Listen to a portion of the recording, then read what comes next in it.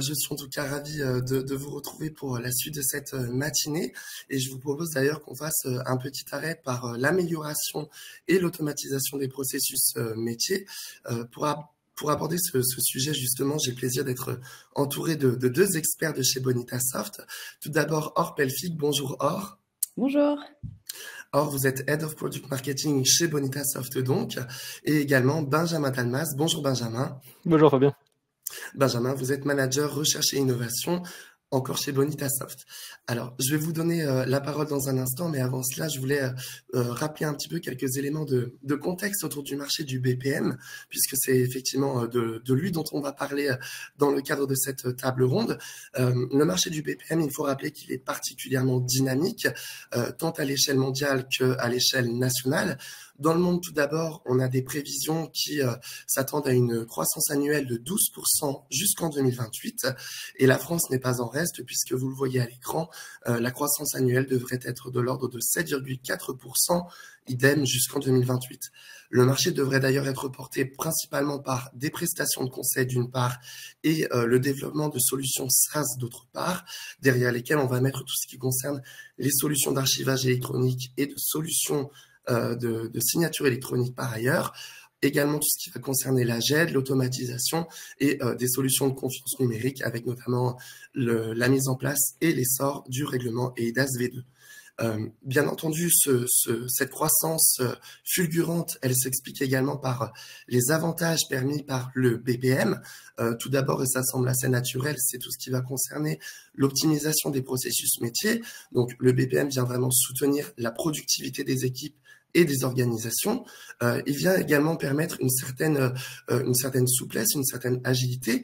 Pensez notamment à un secteur d'activité qui serait particulièrement soumis à de nouvelles réglementations ou de nouvelles normes.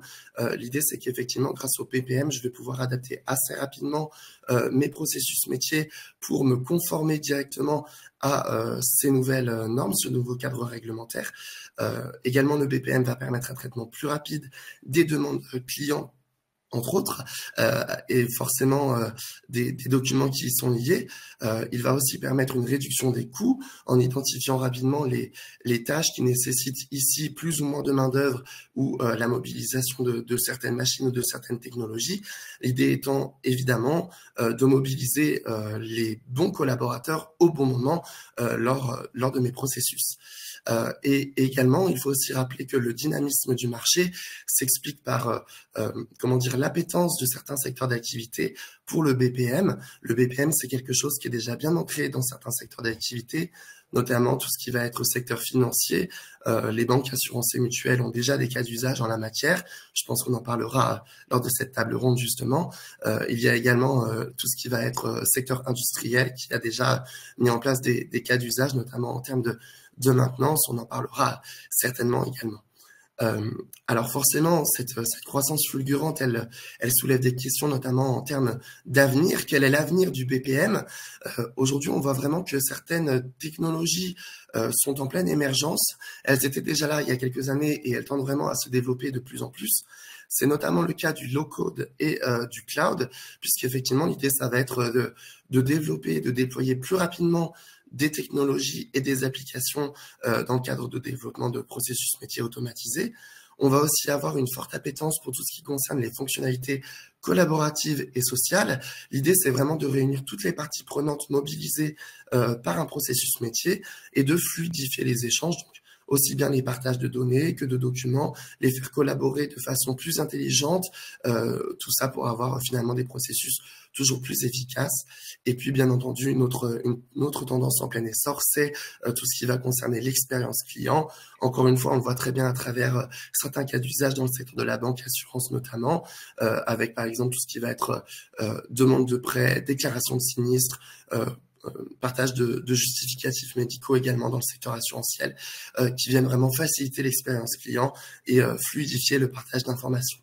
On a d'autres tendances qui apparaissent, et là, vous me voyez arriver avec mes gros sabots. Ça va concerner, par exemple, tout ce qui concerne l'exploitation de la data, donc aussi bien identifier les données qui m'intéressent, ensuite les extraire, les indexer automatiquement dans le bon dossier, les partager avec les collaborateurs qui en ont besoin, évidemment, mais également les croiser, les enrichir pour derrière avoir des processus toujours plus intelligents et boostés à l'IA. Et évidemment, c'est le sujet de cette table ronde, tout ce qui va concerner le recours à l'intelligence artificielle et à l'apprentissage automatique. Il est particulièrement d'actualité. Aujourd'hui, on parle d'ailleurs d'IBPM, c'est-à-dire le fait de recourir à l'intelligence artificielle pour aller vers toujours plus d'hyper-automatisation. On peut tout à fait imaginer des processus métiers qui nécessiteront plus du tout, ou en tout cas très peu, d'intervention humaine. L'idée derrière, c'est d'avoir des bénéfices probants. Selon une étude AIM publiée en 2024, les organisations seraient en mesure de réaliser 30% d'économies par rapport au processus métier dont ils disposent aujourd'hui, s'ils se dotaient effectivement de solutions boostées à l'intelligence artificielle. Et d'ailleurs, cet avantage, il est particulièrement intéressant pour les décideurs qui sont 40% à se déclarer prêts à changer de solution de BPM pour une solution boostée à l'IA d'ici 2 ans. Donc, c'est dire si effectivement l'IA va bouleverser complètement le marché du BPM en France et dans le monde. Attention toutefois, tout n'est pas tout rose sur ce marché et bien entendu, il y a certains freins à la démocratisation de l'intelligence artificielle. Le premier étant, sans grande surprise, la sécurité. C'est une enquête publiée par Archimag qui le révèle. L'idée, c'est qu'effectivement, les organisations ne seraient pas contre recourir à l'intelligence artificielle, mais elles ont certaines réserves quant à l'utilisation de leurs données qui pourraient nourrir des modèles d'apprentissage de langage qui, derrière, pourraient servir également à leurs concurrents, par exemple. D'autres freins liés à la démocratisation de l'intelligence artificielle en milieu professionnel, ça va être tout ce qui concerne les coûts. Est-ce qu'une solution boostée à l'IA n'est pas plus coûteuse qu'une solution lambda? Et également, mais ça, ce n'est pas une surprise, toutes les technologies ont tendance à faire face aux mêmes freins. Ça va être évidemment la résistance au changement, l'idée étant évidemment d'accompagner les collaborateurs et de faire preuve de pédagogie pour leur montrer que non, l'IA ne va pas les remplacer, mais bel et bien être un soutien pour eux, pour leur activité professionnelle et pourra certainement améliorer leur productivité et leur efficacité au quotidien. Alors, Benjamin, avant de vous faire réagir un petit peu sur les tendances que je viens d'évoquer, je voulais essayer en tout cas de faire participer nos participants justement à travers un sondage que je vous envoie tout de suite. Ce sondage, il est totalement anonyme et gratuit, ça semble logique. L'idée, c'est qu'effectivement, ce sondage vienne nourrir un petit peu les réflexions, les discussions avec nos experts. Donc, dans un premier temps, si vous êtes d'accord, est-ce que vous pouvez nous indiquer si aujourd'hui vous utilisez une solution de BPM et quel est un petit peu le niveau de maturité de votre organisation en la matière? Et pendant que vous répondez, Or et Benjamin, je me tourne vers vous donc. Qu'est-ce que vous pensez des tendances que je viens d'évoquer? Est-ce qu'elles vous semblent effectivement révélatrices de ce que vous observez sur le terrain? Est-ce qu'elles sont cohérentes avec vos propres observations? Peut-être Or pour commencer? Oui, super. Bonjour à tous. Merci Fabien, effectivement, pour cette introduction. Quelques mots rapides, on avait dit aussi sur Bonitasoft. Donc, nous sommes un éditeur français qui fournissons une plateforme logicielle en mode cloud, en mode on-premise, qui va nous permettre d'automatiser, de gérer les processus métiers. Donc, plus concrètement, vraiment, ça signifie qu'on va aider les clients à modéliser et structurer tous les workflows pour automatiser des tâches répétitives et pouvoir les monitorer. Donc, c'est intéressant de commencer par cette vision un peu de marché, des principales tendances, parce que effectivement, c'est parfaitement aligné avec ce que nous entendons et nous observons du coup auprès de nos utilisateurs, nous, au quotidien.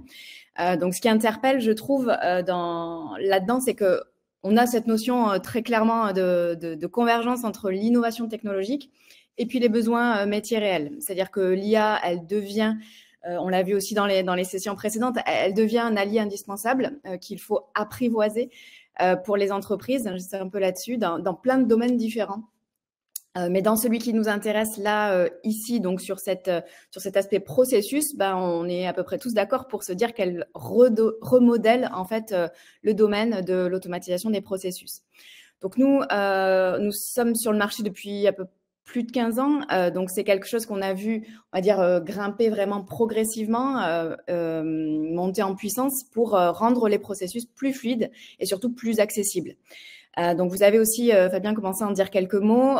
C'est pas seulement une avancée technologique, c'est vraiment une transformation, on pense, profonde voilà, des différents domaines dans lesquels, des use cases dans lesquels on évolue. Et ça va ouvrir pas mal de portes vers de nouveaux modèles de collaboration entre les humains, comme on le dit, et puis cette notion de machine ou du moins de mécanisme du coup d'automatisation. Donc c'est là où pour nous forcément ça fourmille d'idées. Et on aime bien le dire comme ça, c'est pas forcément une vague qui va tout changer, mais plutôt qui va être une force sous-jacente qui va petit à petit infiltrer les différents aspects du processus métier. Donc pour nous, ça répond bien en fait à c'est une réponse directe à ce que les clients attendent aujourd'hui, c'est avoir plus d'agilité et plus d'efficacité. Je crois que cette année, on n'a pas eu un seul atelier ou workshop utilisateur dans lequel on n'avait pas ce sujet d'IA, du coup, à discuter autour de quelque chose de ciblé.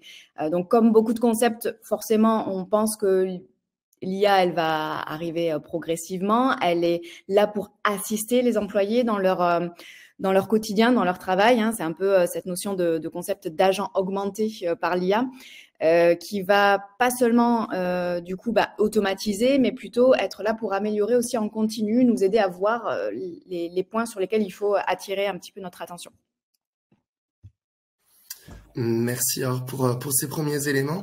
Alors je vais vous partager une petite vidéo, mais j'en profite pendant que je la prépare pour vous poser ma prochaine question. Justement, vous en tant qu'éditeur de solutions chez Bonitasoft, comment vous voyez le marché évoluer et puis finalement quel impact l'IA et l'IA générative en particulier a eu finalement peut-être Benjamin pour donner l'échange un petit peu pendant que je partage cette vidéo.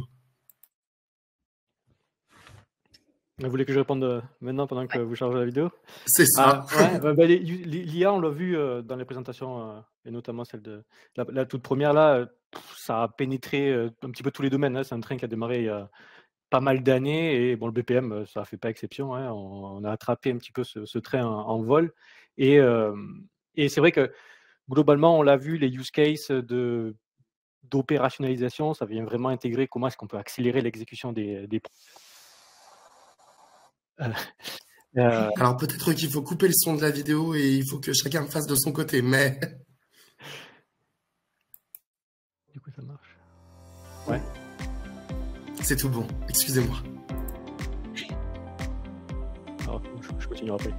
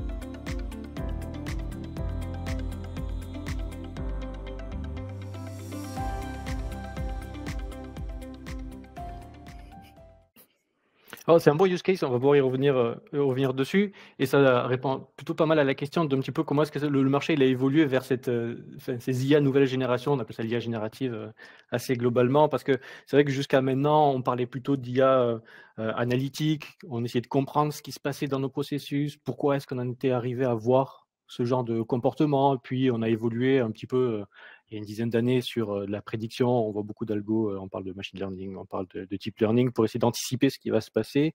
Et jusqu'à très récemment, on faisait du prescriptif. Donc, à partir de ce que je pense qui peut arriver, qu'est-ce que je peux faire pour que quelque chose d'indésirable n'arrive pas, par exemple? Donc, quelle est la meilleure action que je peux mettre en place pour faire du correctif? Et ça, l'IA générative, ça a emporté un petit peu ce train dont je parlais tout à l'heure vers je pense, un TGV maintenant, qui va super vite et qui a ouvert beaucoup de portes À la fois parce que, encore une fois, c'était très bien amené.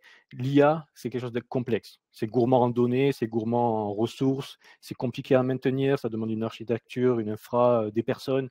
Et l'IA générative, avec ces solutions qui sont un petit peu hébergées, c'est un peu plus accessible.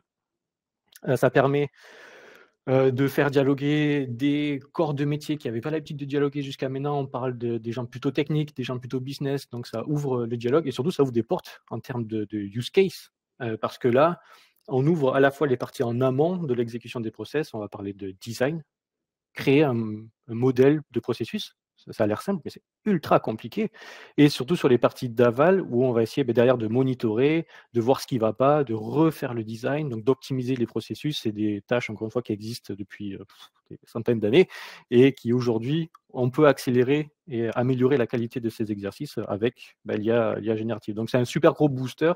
Et je pense que, voilà, on est au début, c'est encore balbutiement, mais on est au début d'une nouvelle phase de l'IA pour l'accélération des process. Or, est-ce que vous voulez compléter? Ouais, je suis totalement d'accord. Effectivement, l'IA générative, je pense que c'est cette opportunité et un peu cette effervescence technologique. Donc, c'est vrai que les départements recherche innovation chez nous a travaillé aussi à défricher ce contexte-là. Et après, on se doit bien sûr de l'observer. C'est-à-dire que c'est pas seulement la technologie, on va dire, de création, mais c'est plutôt ce catalyseur d'innovation. Donc, c'est quelque chose qu'on adore chez Bonitasoft. Mais après, ce qui va passer du coup dans mon équipe, au niveau de l'équipe produit, on va finalement aller explorer un peu ces opportunités pour essayer de l'intégrer là où elle va apporter ou créer cette valeur vraiment concrète. Et qu'elle va aussi être en phase avec les attentes du marché. Donc, il ne faut pas oublier que chaque technologie, elle doit être, à notre sens, pensée pour être utile et pour aligner du coup avec les attentes des utilisateurs. Donc, c'est là que l'équipe produit, avec le binôme que l'on a. Donc, j'ai la chance de travailler avec des product managers, product marketing managers dans l'équipe. Le product manager, il va travailler vraiment sur où est-ce que j'apporte la valeur à l'utilisateur, et le product marketing manager va être plutôt s'assurer que le produit va trouver sa place et puis qui va répondre aussi concrètement à des attentes et à des objectifs business de nos clients et de nos utilisateurs. Donc, c'est pour ça que la roadmap, du coup, chez nous, elle se construit là au fur et à mesure. Elle est vraiment guidée par ces retours clients et par, on va dire, les priorités que l'on mettrait à fort impact, puisque il y a plein d'endroits où on a envie d'aller y mettre un petit peu d'IA, mais du coup, il faut forcément trier et concentrer aussi nos axes d'innovation pour que la solution continue de grandir du coup avec nos utilisateurs. Donc, chez Bonitasoft aujourd'hui, on garde notre mission claire, on va dire, de départ, de garantir que la techno, elle soit utilisée de manière pertinente. Et si je prends donc l'exemple qu'on va détailler juste après, alors vous avez envoyé du coup la vidéo, donc on va mettre un petit peu de sens autour de tout ça. Effectivement, ce qu'on vient de vous montrer sur cette vidéo, c'est un des use cases qu'on a choisi de développer et qui est celui donc de notre AI BPMN Generator qui en fait en quelques secondes va transformer une description textuelle en modèle BPMN prêt à l'emploi. C'est pas juste une prouesse technique, c'est une réponse directe en fait à un besoin utilisateur qui va être de simplifier la collaboration entre les métiers et l'IT et donc de permettre du coup l'accélération un peu de ces cycles d'automatisation. Oui, c'est vrai, j'ai partagé la vidéo peut-être un peu tôt, mais elle était très révélatrice. Ouais. Et justement, comment chez Bonitasoft, vous contribuez à faire évoluer le marché? Quelle technologie vous intégrez aujourd'hui pour contribuer à améliorer cette gestion des processus? Ouais, donc on a distingué assez rapidement, on va dire, deux phases où l'IA peut aider les utilisateurs court terme et surtout sur du concret. La première, c'est cet aspect donc design des processus en amont, on va dire, de l'automatisation et de la mise en production. Et puis la phase plutôt d'interprétation ensuite des données. Et on a creusé ça évidemment autour d'un prisme produit, sur comment simplifier finalement les tâches complexes qui arrivent dans ces deux phases-là. Donc, le premier, ça va être, on a travaillé donc sur la simplification de la conception des processus. Donc, comme on a vu la petite vidéo, c'est une zone, en effet, où on a beaucoup de retours utilisateurs sur le fait que c'est un peu là où tout commence. Et c'est parfois là où tout se complique. Donc, on a parfois vraiment besoin de beaucoup d'énergie pour... Il y a une incompréhension un peu entre le côté technique et très normé finalement du diagramme BPMN en lui-même. et puis la version des utilisateurs métiers qui décrivent les tâches que l'on doit orchestrer et automatiser. Donc, c'est souvent des endroits où on peut retarder significativement le projet. Donc, c'est pour ça qu'on s'est lancé du coup dans cette brique-là qui va permettre d'éliminer finalement les barrières techniques et de permettre à chacun, quelle que soit son expertise, puisqu'on est vraiment pour le coup dans du dialogue, dans du langage naturel, donc on explique avec nos propres mots directement dans l'outil ce qu'on attend et le mécanisme va nous concevoir du coup le processus qu'on importe après dans nos outils d'automatisation et dans toute la chaîne de notre studio. Donc ça, c'est le premier cas qu'on a creusé donc avec nos utilisateurs. Et le second axe, c'est aussi travailler sur l'apport de l'IA, mais plutôt à vocation analytique, puisqu'on a aussi un composant qui s'appelle Bonita Process Insight chez nous, qui va plutôt travailler sur l'optimisation des processus existants, donc ce qu'on a envoyé en production, pour le travailler en insight actionnable. Donc, on va être sur les rapports sur la performance du processus, donc avec certaines cases qu'on a rajoutées du coup dans nos interfaces pour cliquer et avoir, on va dire, une compréhension immédiate du fonctionnement des opérations, ou du moins mettre en évidence les endroits que le process owner, la personne qui est en charge du coup du bon déroulé de tout ça, puisse avoir une attention particulière. Donc, le tout, évidemment, dans un format accessible, ça reste quand même l'enjeu principal. C'est quelque chose, du coup, qu'on peut partager avec les autres personnes, peut-être en début de meeting aussi, pour lancer un peu un état des lieux. Donc, vraiment, partageable, facile à utiliser pour les débutants. Et l'idée, c'est derrière de pouvoir aiguiller la prise de décision et puis soutenir donc cet aspect d'amélioration continue. On envoie en production quelque chose, on continue de regarder, donc on a des dashboards qui sont faits pour ça, mais on va avoir cette petite baguette magique d'IA qui va nous produire le rapport pour vraiment gagner du temps aussi d'analyse et le rendre beaucoup plus accessible. Benjamin, peut-être en termes de technologie, quelles sont justement les technologies que vous intégrez à vos solutions pour contribuer à l'amélioration de la gestion des processus? On va jouer pas mal sur plusieurs tableaux, parce que l'enjeu principal, Or le disait, et puis on l'a vu dans toutes les présentations, c'est de faire mieux, de faire plus vite, en consommant moins de ressources, en évitant le plus d'erreurs possible, etc. Mais on est aussi contraint par plusieurs disons, obstacles, et c'était dans les slides d'intro. La sécurité, tout ce qui est comment est-ce que j'intègre ça dans le workflow humain classique. On ne veut pas faire à la place d'eux, on veut faire en plus d'eux ou accompagné par, donc un petit peu ce concept d'humain augmenté. Et comment est-ce que je respecte un petit peu toutes ces grandes contraintes qu'on peut avoir de normes, etc., etc. Et donc, on essaye de faire un peu un mix entre ces nouvelles technos qui sont là et qui sont ultra puissantes, mais qui restent émergentes, en ciblant justement, comme disait Or, dans tout ce besoin, dans ce segment d'amélioration, l'endroit ultra pertinent où on va venir les intégrer et où on va faire appel à ces technos d'IA générative, donc avec une forte valeur ajoutée, qui vont nous faire gagner beaucoup de temps, qui vont être beaucoup plus précises, et garder le reste avec une approche beaucoup plus faite maison, qui nécessite une expertise humaine en termes de BPM particulièrement, avec donc des algorithmes et des outils que nous on développe et qu'on va venir hybrider avec cette IA générative. Donc c'est là où un petit peu on essaye de se conformer en gardant la main sur la plupart des traitements de données, de sorte à avoir vraiment une maîtrise de la fonctionnalité qu'on développe, mais en tirant parti de cette ultra puissance qu'on ne peut pas éviter, et que ces grands modèles de langue, pour parler techno, possèdent, et qu'aujourd'hui, c'est assez rare que des joueurs, comme nous on peut l'être, peut posséder ce genre de techno fait maison. Donc, on fait partie, tout en essayant d'avoir cette balance en termes de sécurité de la donnée. C'est quelque chose qui fait peur aux utilisateurs. Qu'est-ce qui va se passer de mes données? Est-ce qu'ils vont partir vers un tiers? Est-ce que ça va aussi être, comme on l'avait dit, potentiellement des données qui vont être accessibles par mes concurrents ou autres? Donc, on essaye d'éviter vraiment tout ça et donc de garantir cette confidentialité tout en essayant d'avoir vraiment la meilleure qualité possible en termes de fonctionnalité. Merci Benjamin. Alors, le temps passe à toute vitesse et il sera bientôt temps de conclure. Avant ça, je voulais mobiliser de nouveau nos participants, cette fois pour partager peut-être un petit peu ce qu'ils envisagent en termes de cas d'usage liés à l'intelligence artificielle et au BPM. Donc, n'hésitez pas à mettre un petit peu toutes vos idées dans ce nuage de mots qu'on va construire ensemble pour conclure. Justement, pour conclure, en attendant, Or, peut-être, quel conseil vous pourriez donner à des organisations qui souhaitent se lancer, qui souhaitent se doter et de technologies BPM et de les agrémenter d'IA éventuellement? Ouais. Ouais, effectivement, je pense que peu importe la technologie, les différents cas que l'on va pouvoir trouver dans chacun des métiers, voilà, on se rend compte, l'IA est partout. Elle va donc permettre vraiment d'augmenter ou de donner cette nouvelle dimension. Je pense que c'est assez génial, mais comme je le disais au départ, il faut forcément pouvoir l'apprivoiser dans nos contextes, dans nos exigences de sécurité, dans l'ensemble des éléments qui vont finalement constituer en fait notre métier de tous les jours.